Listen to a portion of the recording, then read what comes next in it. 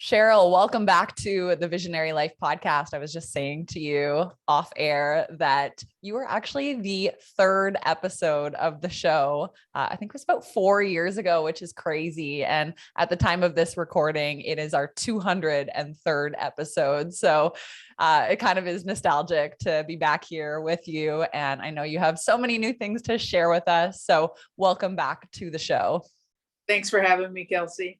Well, last time I saw you, I believe it was at a bar in the East End of Toronto when we watched you win Wall of Chefs. Was that That's 2 years right. ago, pre-pandemic, Yes, I think? yeah, it was exactly. It was, I think it was 2 weeks before we shut down, or maybe three, but it was pretty soon before the pandemic. Yeah. Oh, it's so funny. Yeah, I feel like that was one of the last busy bar experiences that I was part of. So Me too. many fond memories. So Yeah.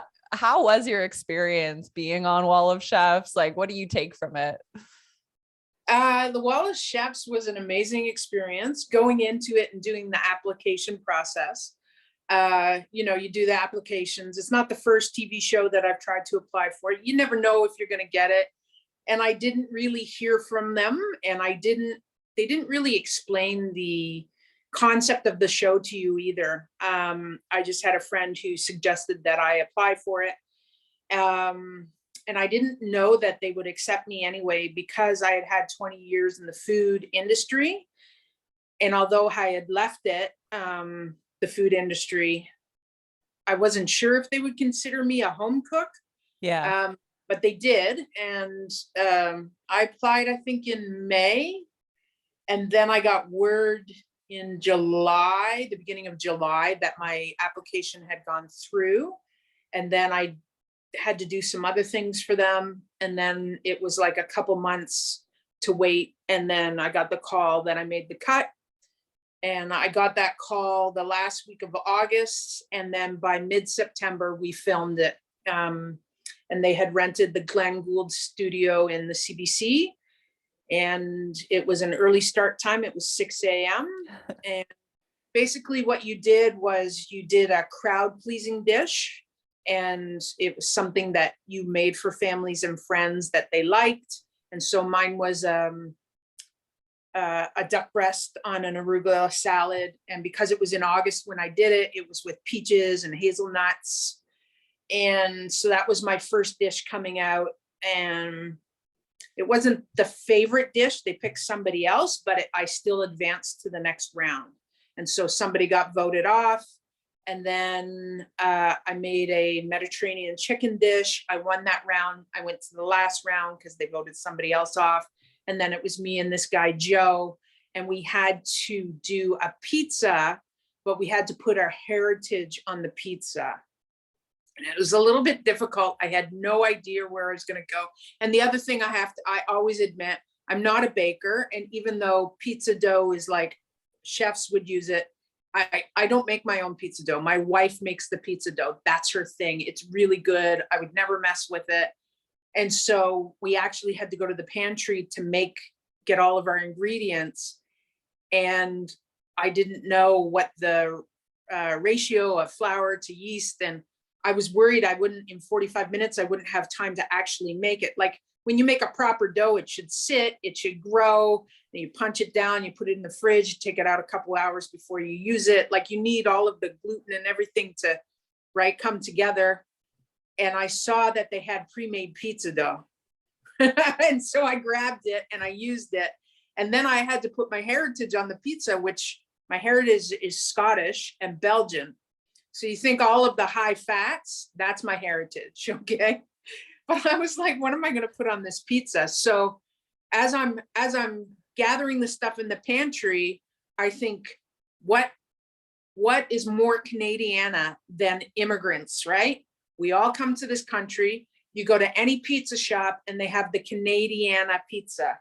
So I went to town. I loaded up the pizza with all the good stuff. I did gorgonzola, I did roasted garlic, I did speck, which is like an Eastern European, it's almost like prosciutto, right? Like I just tried to offer what I could up on the pizza. Yeah. And I won. I won $10,000. No big deal. You won. You won 10 But it was, grand. but the thing was, they didn't tell us what the concept was. So we came in, we had to shut our eyes. They counted us down.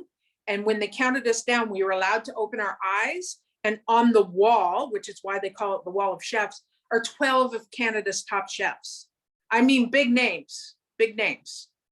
And there's a picture of me and people go, you look so good and confident. I'm like, oh, it really is a lie, because I am pooping my pants, because I'm going to have to cook for these chefs.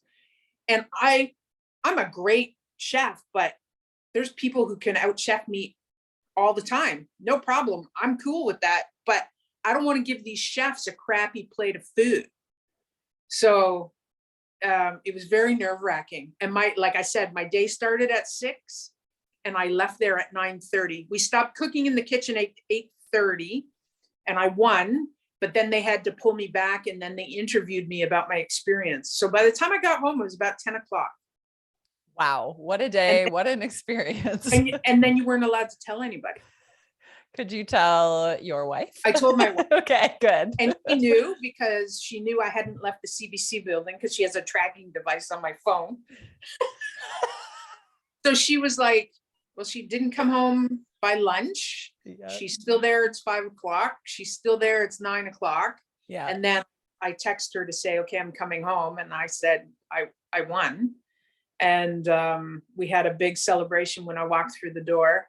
And then I had to sit on it for about 5 months.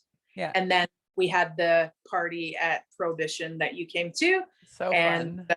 Big celebration. Yeah, it was pretty awesome. It was a really, really exciting evening. And then like, I didn't know what the outcome was going to be. I thought like you were just bringing us together to watch it. And even if you weren't the winner, like we still would have been there, and then go figure. It was such a celebration. And we actually got to try the food too. Yeah. So the bar served the food. Michael Summerfield from Prohibition, what he did was he took my menu of the 3 items and then we made appetizers out of it. And he did that in celebration for me. And he also gave them on the house, which was incredible. So everybody got to have a little kind of idea of what it was that we were making on the show. Mm-hmm. So when you were on Wall of Chefs and going through that whole process, you weren't really working in the food industry at the time, were you? No, No. I've been out of the food industry for 5.5 years. And that was a decision. It was a decision that I made for myself personally. The food industry, and if you read anything about the food business right now, and definitely during the pandemic, why people have left and they're not going back to it, it's because it is a relentless business, and 20 years is a very long time to have a career in it. Mm-hmm. And so my body was broken. At times I wasn't my healthiest because I wouldn't make good decisions because I was working and I was too tired. You don't work out, you're not looking after yourself. And so I decided it was time to take a break. And Julie Mitchell from Torq asked me to come on full time.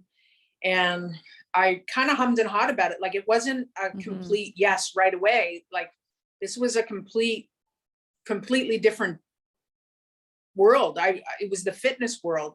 I hadn't really been involved in fitness since I was a teenager, really. Yeah. So this was a big jump for me.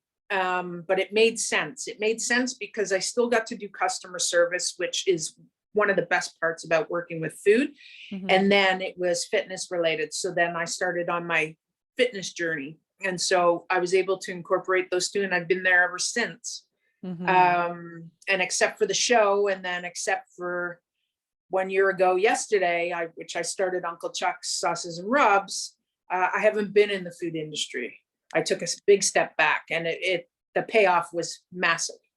Yeah, I was kind of going to ask you, like, if you think that, number one, stepping back from the food industry and going into something totally different, which is, running the spin studio, but then also, so that in partnership with being on Wall of Chefs, did that like give you the time and space and energy to start imagining creating your own product line? Do you think that that's what gave you kind of that reinvigoration to get back into it eventually? Yeah, I'd have to say there's been a few times where I've thought through my food career that I would start something else. Right. Like I've actually started and never finished. And you can't finish because you're too tired. Even though you want it and people are excited about it. Yeah. But you get home at the end of your day, 14 hours, 16 hours, you don't have time to put into it. And so taking the step back and then not being on the daily grind of it, I was able to kind of come up with the concept and figure it out. It was actually Una from the Side Kitchen who said to me, I'm opening this store. It's all going to be female entrepreneurs and chefs. And I really want you to create something for me. And I had already thought about barbecue sauce and a ketchup. And so she said, can you come up with something? So I went back to my notes and I spent the summer last year kind of playing with recipes. And I got friends to do all my taste testing. And then she said to me, without any warning, during COVID, I'm going to open the door. Are you ready? And I was like, what? No. No.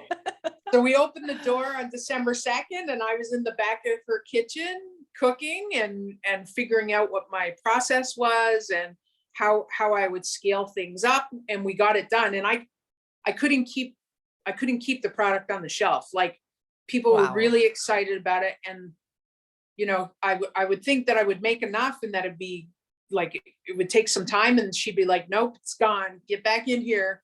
So, and I really didn't imagine kind of like, is this going to go anywhere? Is it just for her store? Is it just a fun little thing?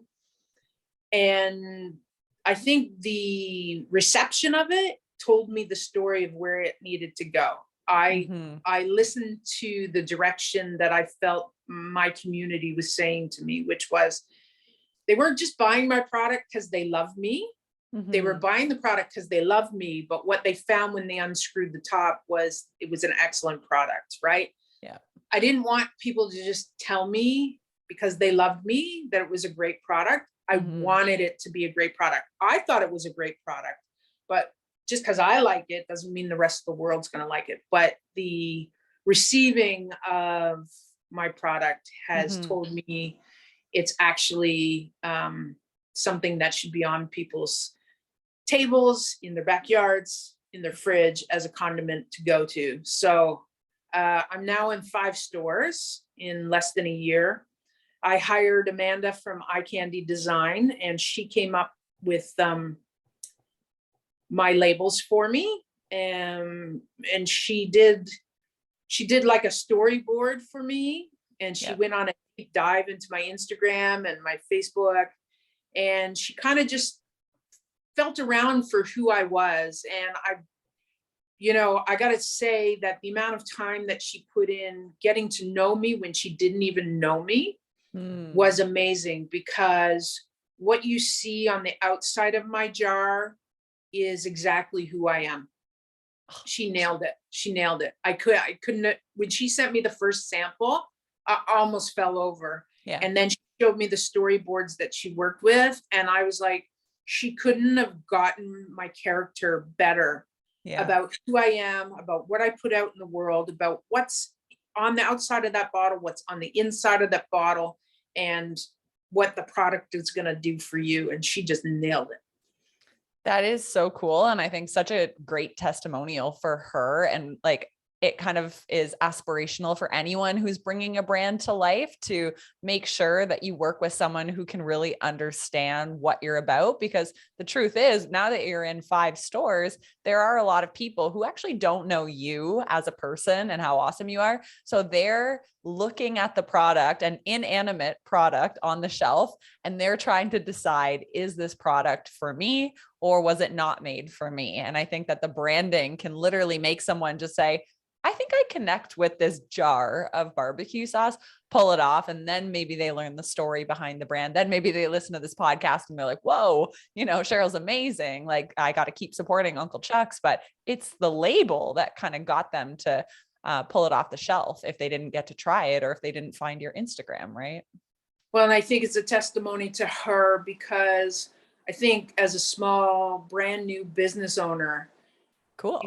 with no backing of anybody supporting me, it's all my dollars. Yeah. And the money I make, I'm reinvesting. And so Mhm. me paying that bill was making sales and then reinvesting into that.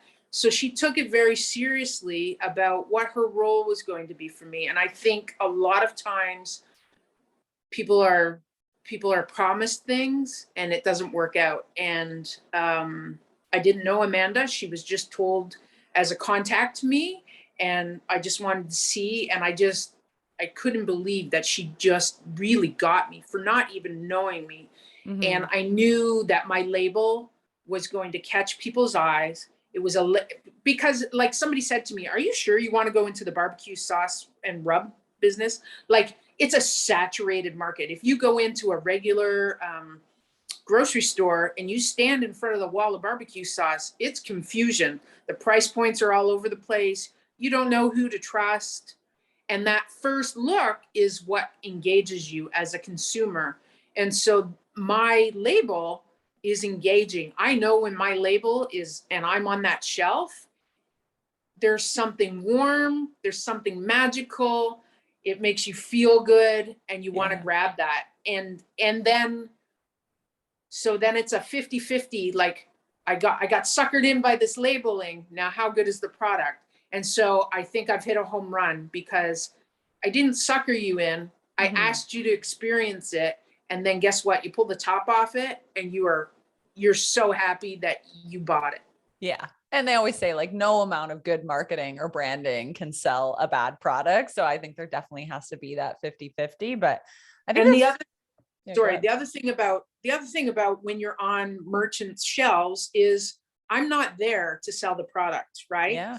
And I feel very close to those 5 stores that I'm in, because I handpicked them as they handpicked me, and they happened organically. But the other thing about the label is I can't be there to entice you. If I'm at a farmer's market or I'm at a pop-up event and I'm working it, I got you, right? Yeah. I can get you to buy into what I'm selling. But if it's on a store shelf, I can't totally be there. So I need the label to do the work for me. I need it to draw you. I need it to say to you, give me a try. And then there's the story on the back of it, right? So that was money well spent. No kidding. And you mentioned something that I kind of want to double tap on. You said that a lot of people said, are you sure you want to go into the sauces and the spice market? It's really saturated. And it sounds like, number one, Una was somebody who was kind of a catalyst for you, like jumping in. But how did you kind of I guess one of my questions is, how did you keep yourself confident enough to enter a saturated market? And what makes Uncle Chuck so different that you feel like you could compete in an already crowded marketplace? Well, I think that a couple of people who said it to me kind of off the hop scared me. So there was a couple of people who were like, are you sure? There's always people like that. And I was like, oh God, I'm usually a pretty confident person, but like, I'm about to put myself out there. I'm about to do a personal investment into this. Like, what if it's shit? And then I was like, my price point is higher than other stuff. Will people buy it? Like, there was a whole bunch of reservations about it. And I thought, you know what? I deserve a piece of the pie, right? Agreed. Like, how many times have I reached for that barbecue sauce or other products with the label that enticed me? And then I cracked it open and I used it and thought, meh, right? Mediocre. So what I'm banking on is that people love me. People want to support me. They know I'm passionate about it. what I'm offering in that jar is not just a barbecue sauce. I'm offering a connection. And this is what I say to people. When you buy that sauce and you open up that jar, there's a celebration that's about to happen. And whether you're a pit master or you're just the occasional home cook, and you know, when you open up that bottle and you put that basting sauce on, you put that rib rub on, and then it's time to eat what you took the time to prepare, and you're sharing it with people, and they're satiated, they're happy. I've been a part of that process, and that is community and connection are two of the most important things in my life. And so the fact that you've invited me to be a part of that means that everything that I put into that jar is gonna elevate that experience. That's what I'm about. So yes, I'm the chef behind the product, but you're the chef at home, and I'm just helping you get to the next level. That's it. Mm-hmm. It's cool to hear you talk about these products as more than just a product. Like, it's an experience, right? It is not just like you using some barbecue sauce. You want people to feel something, for it to evoke an emotion, for it to spark conversation and connection with whoever they're barbecuing with or whoever they're dining with. And I feel like that alone is such a differentiator, because I see a lot of products on the shelf every time I go grocery shopping, and they don't evoke any emotion in me. So it's the stories you're telling and the experience that you're hoping to create that I think really set you apart and are such a unique differentiating factor, especially of a small brand versus, you know, a mass market brand that we're used to seeing, and that it doesn't bring us any joy or doesn't create an experience while we're using it. Well, and there is some technical parts to my barbecue sauce and my rubs. So it wasn't just I made a barbecue sauce and then I made the rubs. You know, I worked in many butcher shops, and meat is not cheap. Meat is not cheap. And so when you take your time and you go and you find good meat and you spend a good penny on it, you don't want to bring it home and slop it with stuff. I can't stand sauces that are that thick. I don't like to take away from the meat. I like to highlight the meat. I like to just kind of give it an edge. And so when I created the rib rub and the Chuck Q barbecue sauce, it was that you got some deep notes with a little bit of sugar and a little bit of salt. But then my basting sauce, which is my barbecue sauce, it's high in acid. Mm-hmm. Sorry, somebody just called me. How rude. How dare they? And the reason I designed it as a high acidic basting sauce is because you need the acid with the sugar and the salt. All three of those play off of each other. And when they do it perfectly, right? It's kind of like when I eat ice cream that's really well made. You get that saltiness and that sweetness and that creamy. And there's this magic thing that happens, and it just brings you joy when it's a good product. That's like literally that's what happens. When I made my ketchup, my sup sauce, I did it thinking about kids. And I did it also because when I go to restaurants and I ask for ketchup and they give me their house-made ketchup and it comes out as chopped tomatoes, I want to punch. It's not what I asked for. Not what I asked for. And actually, when I was like, I want to do a ketchup, and I want to do a ketchup that mimics what we get in that squeeze bottle, but isn't full of crap. Yeah. And I thought, why do people always give me hipster ketchup? Why is it always chunky tomatoes? What is it? Ketchup a really hard process? And so I started playing with it. And I started playing with no cook ketchups, full cook ketchups, high acid, low acid.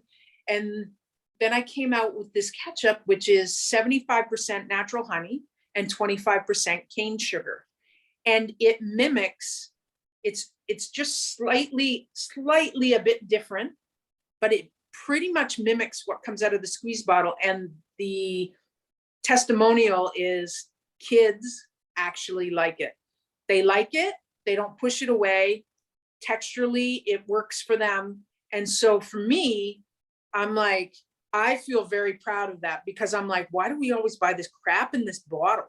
Right? Yeah. We're so accustomed to it. And now when I have it, I'm like, I don't even want it anymore. And so it's healthier. It doesn't have preservatives in it. It doesn't have fructose corn syrup or anything like that in it. So I was just happy that it was like kid approved. That made me feel amazing. So from what I know about you, you don't have like an extensive business or entrepreneurial background, right? So I'm curious, how did you know what to do in the early stages? Like, I know you did have somebody who was supporting you and who encouraged you to launch the brand, and Una was going to put it in her shop. But like, how did you start figuring things out, from like what jars to order to how to package a product to how to, get more of them to sell off the shelf? Like, has this just been an ongoing learning experience over the last 365 days? Or did you like sit down with a mentor and write a business plan? Like, what has your journey in launching this been like? So I have no business background. I've never run a business. I have run businesses for people and they've done the back end. Okay. So I'm the chef. I can watch your money. I know what kind of money to make. I'm your guy. No problem. You want me to sit in the back end and check numbers and stuff? No, that's not me. And so, as you said, I had Una, and Una has a huge business background. Awesome. Una helped me crunch all the numbers. Una helped me break down all the recipes, right? I am a chef that doesn't use recipes. Yeah. I use recipes now. I had to scale up and I had to put everything in grams. Oh my God. I'm like, I don't cook like that. No. So then I had to break down those beginning recipes, which made like 3 servings. I had to put it and make 12 500 ml jars. Mm-hmm. And so we had to scale it up, and then we had to measure the acid and make sure that it still worked. And then we had to figure out how to can. Now, Una's kitchen is not like industrial kitchen. So it's hot plates and stuff. So I had to rethink how I would preserve and how many jars I could do at a time. And so I would say that one of the great things about me is that it doesn't matter what size kitchen or what the kitchen looks like, I can engineer anything to make it work for me. And so she was like, does this work? I was like, this totally works.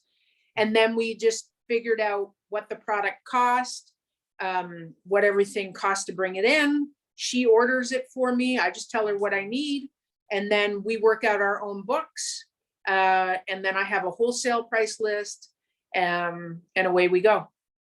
That's awesome. And it's so nice that you had someone to kind of like guide you along the path, because I Trust think me, without her, it would have been like, how do I know? Like, what I dial her in weekly, right? Like, so I cannot stress how lucky I am that she was the person that was there and available and let me be in her shop. And then my wife also does like all the invoicing and all the POs, and that is not my forte. Yeah. Right. So she looks after, she did all my nutrition facts and stuff like that. Yeah. Cool. So I think, because there's probably a lot of people listening who would aspire to one day launch a food or beverage brand. So kind of getting in that first store is obviously imperative. How did you then go from being just in one shop in Toronto to now being in 5? Like, did people start coming to you because of your presence in that shop or because of your social media? Or did you start approaching random shops? Like, how do you go from 1 to 5? So I think the biggest thing was I had a community which was like, come on, this is amazing. Let's go. Let's go. Yeah. And at the beginning, I was like, okay, I gotta go. And then I just said, you know what? Slow the engines. It's really a beautiful thing that people think I'm capable of this, but I'm putting the cart before the horse. I need to stay in this one store. I need to make sure my process is perfect. I need to make sure my numbers are right. And I'm going to stay here in the store. So from December until May, she was the only store. And then Carson from Carson's Garden Market out in Prince Edward County, he's an old friend of mine. And he said, what is this? You're making sauces and rubs. You need to come into my store. And so I said, sure thing. And then Chef Kyle, who owns Flossy Sandwiches next door to Carson, he brought in my product wholesale and he cooks with it. Cool. Yeah. So I was really excited about it. And then I went to Prince Edward County and did a weekend of food with them to promote my stuff. And I just kind of laid low. I was just like, okay, just be cool, man. Don't get ahead of yourself. Because the other thing is, you don't want to grow too fast. Exactly. Because that means I'll grow out of Una's kitchen. And I've got to think about, if I grow out of that space, what will it cost me to go to another space, right?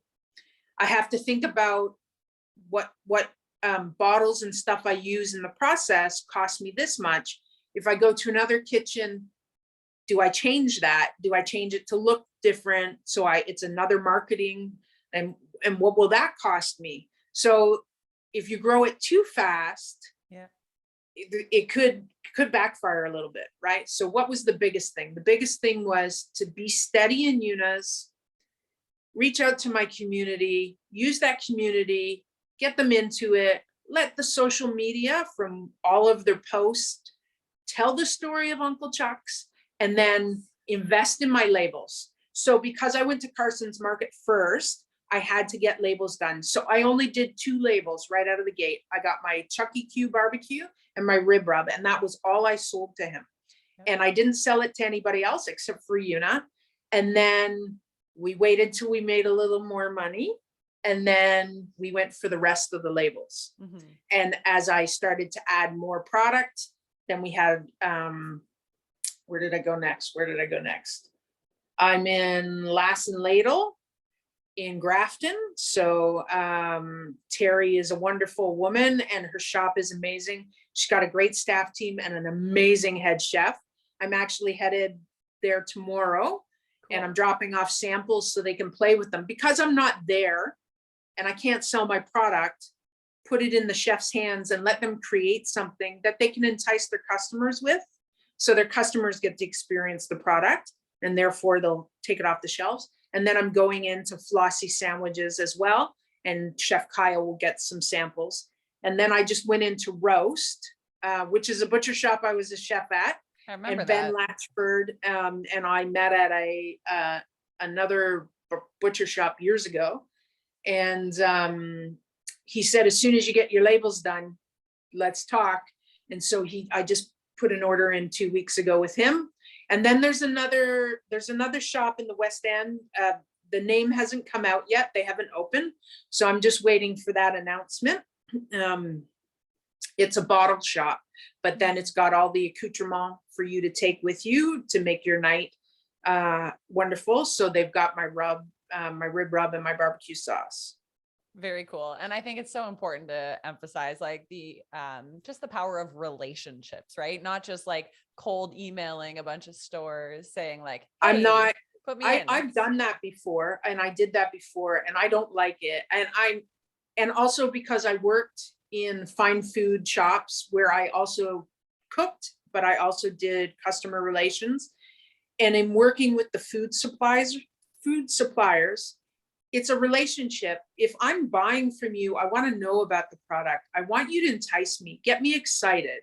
I'm not going to bring in something just because it looks good on the shelf. Yeah. So as my customers come in, I want to tell them about a new product. I want them, when they say to me, Cheryl, what can I serve with this?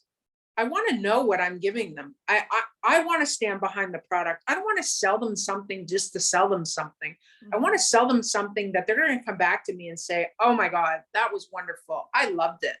I don't want to buy something off the shelf, take it home and go, meh, right? So those relationships are very important. The other thing, so I let those grow organically, mm-hmm. but also I want to handpick the people I'm going with. It makes no sense for me to sit on a shelf and the product doesn't move because you're not going to come back to me and order more.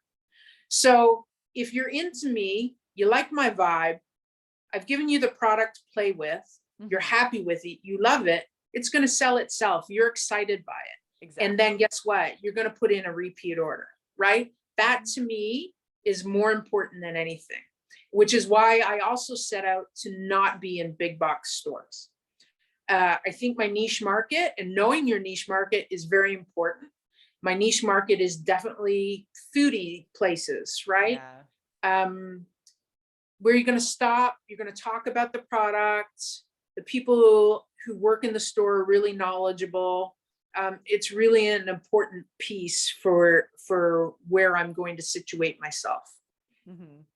So obviously you don't envision necessarily going into big box stores, but it sounds like you do have a vision for kind of the future of Uncle Chuck's. Do you think about that often? Do you have this like grand master plan behind where the business is going? Or are you more just taking it day by day and kind of seeing like, okay, well, what's that next store and what's that next relationship or opportunity?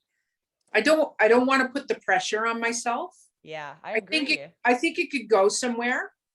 But I think what the only goal I set for myself is the first 2 years, it's about building my brand and getting the trust of the customer. Yeah. So I want to spend the time letting people get to know me and letting them get to know my product. It's why I take a large percent monthly and I put it back into giving into community. I put baskets and stuff together for people. I make sure that next week I'm dropping off a rack of ribs and a t-shirt for a friend's son who's like fanning me. Like, it's really important that you give back to the community. And I just want people to enjoy me for the first couple of years. And I'm okay with not making that much money. I'm good to put the money back in. I'm lucky that I have a full-time job and I have the hours to be able to do this. Obviously, my hope will be that will change one day. I'm cool wherever it needs to go, wants to go, whoever will have me. I think there's a great opportunity for specialty events.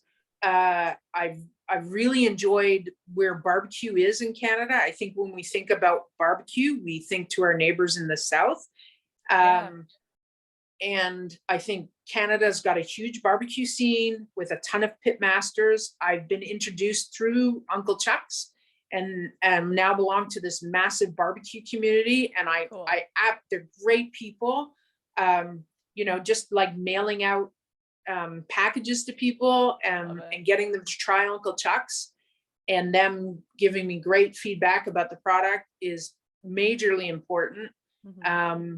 And definitely going coast to coast is really important. It's not just a Toronto product. I'm not in any stores from coast to coast, but eventually I'd like to be able to handpick some stores. The other thing I would say about handpicking stores is I can't stand when I go into one store and then go a few blocks down and it's in another store. For me, I'm like, what are you doing here? What's the story? Mm-hmm.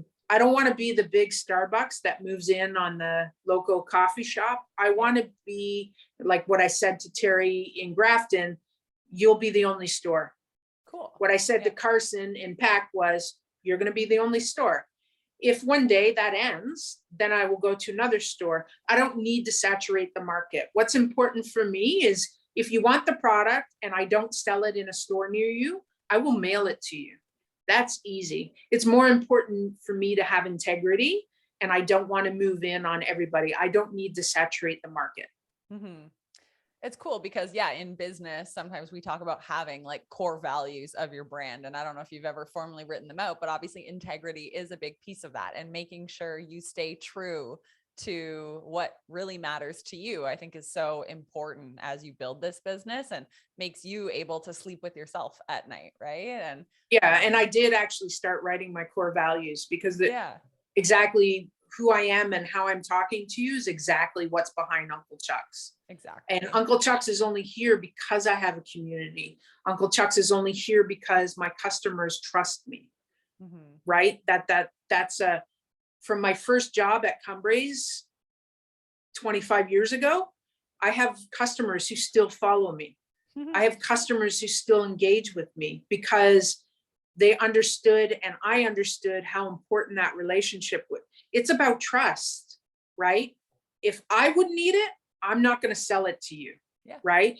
I don't care about the sale. What I care about is the fact that you trust me and I've given you something that you know is 100%. I love that. So, of course, as a business owner, as an entrepreneur, there's always things we need to be learning, and we're always needing to like grow ourselves in order to grow our business. So I'm curious, is there any skill or subject matter that you're currently needing to learn about or currently diving into to make you a better business owner? So many things. So I will say this, as I started on the journey of Uncle Chucks, I took as many free workshops that I could get in on, man. I'm from like a Google workshop. Ainsley Moore does free stuff all the time. She is huge in the food business. Even just her emails that I get, just talking about what we should be thinking about, what we should be learning, what's like food trends, things like that. I follow a ton of people. I listen to a ton of people. And then it's trying to figure out what can work for me. The other thing is finding time, because, you know, I just said to my wife, I'm really happy, like it's the dead of winter almost, because Canadians, most of us, don't barbecue through January to March, right? Now there is some hardcore barbecue people who I follow who are pit masters and they go full time. And thank God, but it'll be a slower time for me, I think. So that's my time to actually go back and think about things that I thought of, but I haven't put into, right? Like, so now I got to think about, right. So now we need maybe a website, and maybe I need some gift boxes and things like that. Cause I do want to get it out coast to coast. I'm going to have to think about a distributor. I'm going to have to think about how I get it into people's hands, what makes sense, et cetera, right? What's the next steps? So I've got these labels, right? There was decisions about the labels too that I didn't do. I didn't do bilingual. I didn't put a UPC code on it. Right. And I didn't do that because I'm not going into big box stores. So I'm not required to. And so just thinking about how long I can have that for, and will some other, like if I wanted to go into maybe McEwen's or something, would I need the UPC? So just trying to think about what I need now and what eventually I'm going to need, and making decisions like that, right? Yep. It's a forever learning journey that you've jumped into. You'll never know it all. Yeah, exactly. Oh, that's so awesome. So is there any, I'm sure people now want to get their hands on the products. Is there any new products coming out or anything you're working on behind the scenes? There is. So I actually worked on it in the fall. And I thought I'd hit pay dirt on my mustard mashup, but as it sat, it got too bitter. It turned too bitter, which mustard can do. So in my downtime, in the not barbecue season, that is my goal for January. To continue to play with that recipe. And it's a mustard mashup. So I'm a huge prepared mustard fan. For me, whether you get a drive-through hamburger, a ballpark wiener, there's something about prepared mustard that makes it all come together with the other condiments. And I find that quite often a Dijon or a grainy mustard, it can take away from what's happening on the food. It's so pungent and overpowering. So what I wanted to do was blend them. I wanted to give you some texture with a bit of crunch, but then I wanted that prepared mustard to come through it. So I'm close. I'm close. So right now you have the Chuck Q barbecue, you have the boom sauce, which is a hot mustard barbecue. You have the sup sauce. You've got Uncle Chuck's is a big dill. So it's my dill pickle relish. And then you have beefy rub, cluck cluck rub, and a rib rub. I love the names. Like, I know you put a lot of time and attention into the naming. No, I didn't. Oh, you No, I didn't? didn't. They come to me like this. I think I heard, yeah, like you saying one time, you're just like on a walk and it'll just like click. So I had one the other day. So I want to make a porcini salt. Okay. Ooh. Okay. So I have to remember that not everybody's a meathead like me. Yeah. So I've come up with a concept in my head, which is, I was like, what am I going to call it? And of course, I'm going to call it Uncle Chuck's a fun guy. This is it. Like, I feel like these names, they don't come to the average person. When you say it, it sounds so obvious. But I think like, yeah, your creative wheels are obviously turning a lot these days Always. because I love these. And, you know, like in terms of social and stuff, like, first of all, I have an email and I'm on Instagram. Uncle Yep. Chuck's is nowhere else to be seen. Every now and again, I check my LinkedIn, but not very often. Yep. And I'm the only one running it.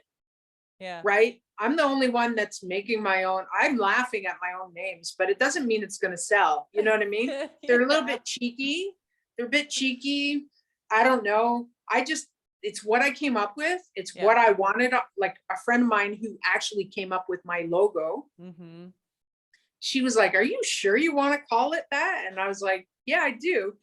And she was like, are you sure? And I said, please, I want to call it that. And she was like, I'm not sure about that. And we went with it. I went with it. And it's been well received. So I love it. And you know what? If you're not having fun along the way, then what the and hell this is is the big thing. This is the big thing. So 20 years, I took a 5.5-year break or a 5-year break. Yeah. And I'm having fun now. Thank God. I wasn't having fun at the end of my career. Yeah. I was burnt out. My body was giving up on me. I wasn't in my healthy zone. And now I have all of that. I'm not burnt out. I'm having fun. And I've got life balance, which is the healthy part of it, right? I make sure I look after me, I exercise, and there's this work-life balance that I didn't have before. And it's absolutely important. It changed my life. Mm-hmm.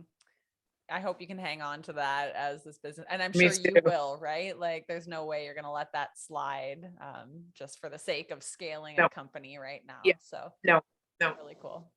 Well, Cheryl, this has been so fun. I hope everybody gets their hands on some Uncle Chucks. I feel like it's a very giftable item too. So you said it does ship. Like if somebody wants to order, but they don't live near any of the mentioned stores, is there a way to place an order? Absolutely. You can email me, unclechucksfoods@gmail.com. All one word, unclechucksfoods@gmail.com. Or you can reach out to me on my Instagram handle, uncle_chucks, and just send me a message and we will figure out how to get it to you. And Una at the Side Kitchen has a ton of holiday gift baskets ready to go. Cool. So it's easy. Amazing. Well, we wish you all the best in the future. And thank you so much for coming back on the podcast all these years later. It was such a pleasure to catch up. Thanks, Kelsey. I really appreciate it.